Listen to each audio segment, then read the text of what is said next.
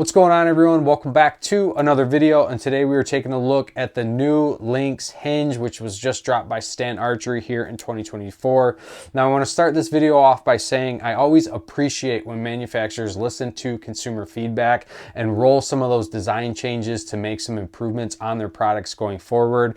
Stan definitely listened to the feedback that they received on the LYNX lineup. There was a few complaints, and they made some changes to the LYNX, and we'll talk about what those changes are a little bit later in this video. But first, I want to tell you guys what you're going to get when you buy this release. And Stan does a really good job at this on all of their releases, is they do provide a lot of accessories that really allow you to customize the fit and feel of their release. So out of the box, you are going to get a small thumb barrel, you'll get a short thumb post, and then you'll also get a fat thumb barrel and a long thumb post. You'll be able to play around or mix and match with that configuration to really dial this release in for you.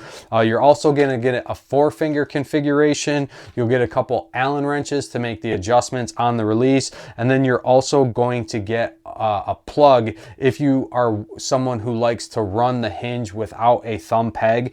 So you can actually completely remove this thumb post attachment and then put that plug in there, which is nice because it's going to help ensure that you're not getting any dirt or debris inside your release. And then you also get another or a second moon, which we'll talk about in the adjustment section of this release. Now, as far as the specs go, this release is going to be available in an aluminum body. It is also going to be available in their heavy metal option, which is their brass. It's going to be available in a small, medium, large, and extra large. For me personally, I do wear a size large glove, so I picked up the large release, and the fit is spot on. This release feels great in the hand. They did a great job at rounding out the edges, so you're not getting any hot spots or uncomfortable pressure points, especially when you load your index finger and middle finger when you're going to full draw with the hinge. And then a couple new changes that they made is they did add this new feature where if you turn the release upside down and the release hook is in the fire position, it's not just going to flop out, so you don't have to constantly worry about resetting that. And then also they did put a caliper in here, or a caliper design, which is putting upward pressure on that moon, so when you back that out to make an adjustment, that moon's just not going to fall out of place. Now, as far as the features or design changes that Stan implemented on this release, I think one of the biggest complaints that they received on the LYNX lineup was the fact that you did not have the ability to run a lanyard loop, and that was across the board on their hinge, resistance, and then also their thumb button. For me personally, I do like the option to decide whether or not I like a lanyard or not.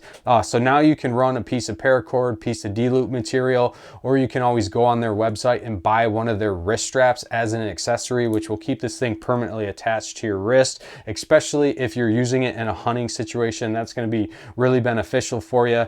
And then the next thing that they made as far as the design change on the body is they did slim down the neck on the LYNX. The LYNX, a lot of people were complaining about getting an uncomfortable amount of pressure on their index and their middle finger when they were going to full draw. So they, like I said, they did slim that out a little bit. Now you can see that they also went with an index loop. I personally do like having an index loop on my release if I'm shooting a handheld. I don't know what it is. It does make it feel like the release is less likely to slip out of your hand. Now, when talking about some of the adjustments that you're able to make, as we already talked about, you do get a 4th finger configuration, but you can change this release from a 2-finger, 3-finger, or 4-finger. You can see that they kept the whale tail design on the 3rd finger. Just like the LYNX, you will be able to play with how swept back or how swept forward you like that 3rd or 4th finger attachment. You'll also be able to play with the thumb post. And with the small thumb peg and also the fat thumb peg, you'll be able to rotate them 360 degrees. Again, really allowing you to customize the fit and feel for this release. Now also, they are continuing this lock that they're providing, which you can screw into the release head, and you can use this as a practice aid, so you can draw your bow and you don't have to worry about actually dry firing it. I always prefer a shot trainer, but those are just some of the features that are going to be available to you. Now next, we're going to talk about adjusting from a click or a no click, and what your options are on that. So like I said, they are providing you 2 different moons, but you do have 4 different settings that you can choose from. Both of those moons are double-sided, so you're going to want to pay attention to the orientation as you're swapping those moons out. But each side of the moon is going to have a dot, or it's not going to have a dot. No dot is going to mean no click. 1 dot is a fast click, 2 dots is a medium click, and then 3 dots is a slow click. So like I said, you want to pay attention to the orientation when you're putting that moon in. Now when it comes to adjusting the moon, you do have to unlock this set screw on the side, and then there's also another screw on the bottom of the release, which is going to pull tension off that caliper system. Once you do that, you're going to slide this dowel pin out, but keep in mind that caliper is continuing to put pressure or upward pressure. So as you go to put that replacement moon in or swap that moon around, you will have to push down on it to put that dowel pin back in. And then when it comes to adjusting how hot or how cold you want this release, unfortunately they did not go with a micro adjust on this, so you'll have to manually move this sear. So if you move it up, it's going to make the release colder. If you move it down, it'll make it hotter or require less rotation.